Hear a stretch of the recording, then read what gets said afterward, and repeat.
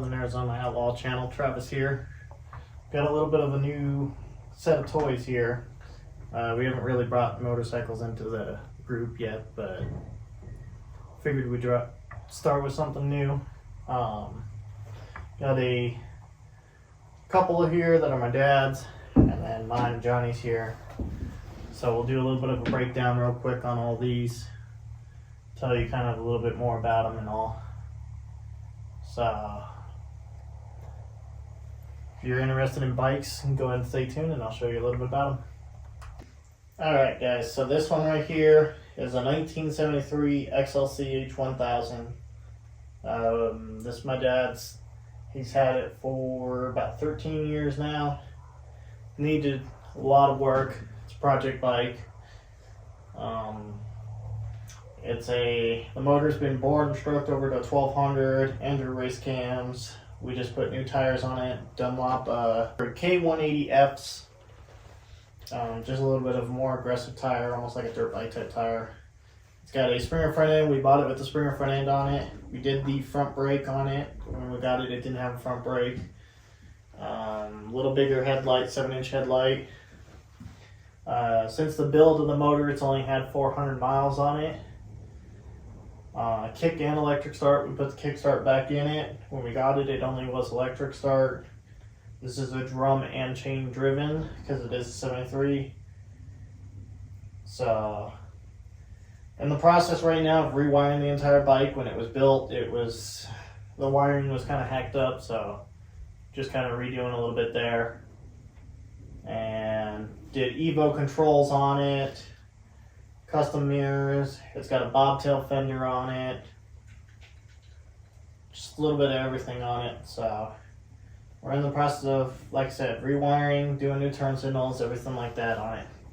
I got a card kit on the way for it. Be able to rebuild the factory McCuney.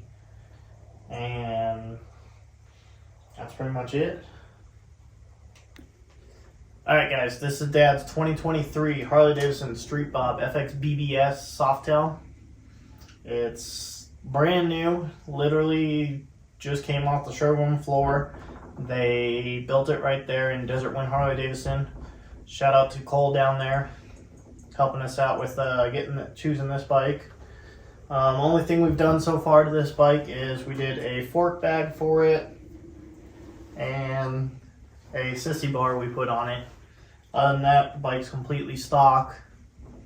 Bought it with 6 miles. Hasn't even hit the 500 mile break-in yet. Just too cold up here for the winter right now. It's been at like 18 degrees here in this northern Arizona, so.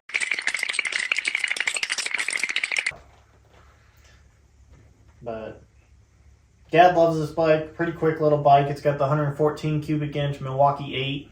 It's the only non-softail, only big motor bike that we have in the family right now. It does have the orange and black paint job on it over here with the number 1 for Harley-Davidson's racing number. And this thing's fancy as can be, man. It's like almost like the Platinum of Fords, but Harley-Davidson style without being a electric glide. So not a whole lot going to be changed with this because it does have a 2-year warranty, so I'm trying to keep it within the warranty period. So yeah, just a little bit about this one. Alright guys, so this one here is my personal 2002 Harley-Davidson Sportster 1200 Custom. It is a Screaming Eagle model, CVO Screaming Eagle model. They didn't make CVO Screaming Eagle models very often, but for the Sportsters. But this is one of them. Picked it up for a pretty good price. Cheap, needing a little bit of work. I did new tires on it. I have rebuilt the carburetor. My new purple spark plug wires because I gotta have my purple. Did the Evo controls in chrome. New grips. They're just knurled chrome ones. Did my slotted levers here because one of my levers was broken. Brand new derby cover. I relocated the ignition switch on it to a lower position. I put a new speedometer on it. My dad custom built a bracket for me to be able to hold the indicator lights. This is a 7-inch light that was on it when I got it. It is all LED swap completely with smoked lights. I have a smoked brake light. The sissy bar is off of a Softail that I modified to fit. It is lowered a little bit, probably, I think probably 1.5 inches is what it looks like compared to my brother's bike, which we'll get to in a second here. So the Screaming Eagle models did come with a set of the Screaming Eagle pipes. This one here does not have the baffles anymore in it, so it is loud because it's Harley. It's got different cams in it because they're like they're almost like today's stage cams. I did the chrome mirrors on it, all new throttle cables on it, just because the old throttle cables were kind of I just wanted everything perfect. Rewired the entire bike just because I'm picky about my wiring, so everything's all cleaned up wiring wise. And you may say, well, wait a minute here, it's just a half a bike. Well, if you remember the 87 Cherokee that I bought off of Toby recently, the gray and black one, I just got rid of that.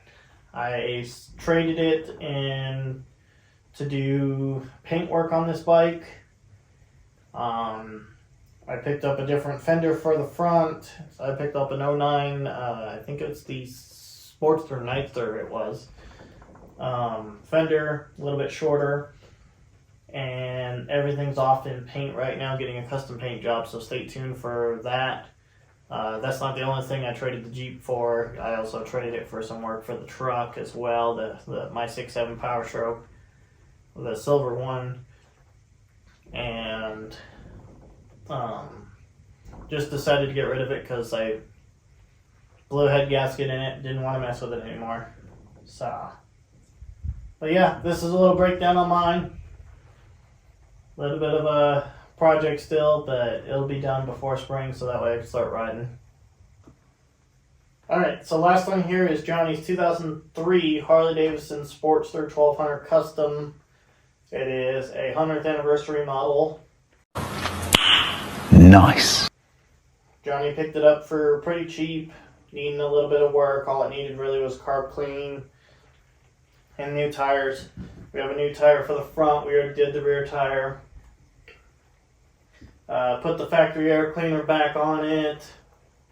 I'm not sure if he's going to change to a different emblem plate. When he got it, these mirrors were already on it. These are the Arlen Ness mirrors. I think he's going to change it to a little bit of something with skulls. The other thing wrong with it when we got the bike was the turn signals did not work. You turn the turn signal on and they just stay on, which if you know anything about Harley-Davidson, they have what's called a turn signal module. Well, that turn signal module doesn't work well if you have LEDs, if you don't put in an aftermarket flasher in it with it.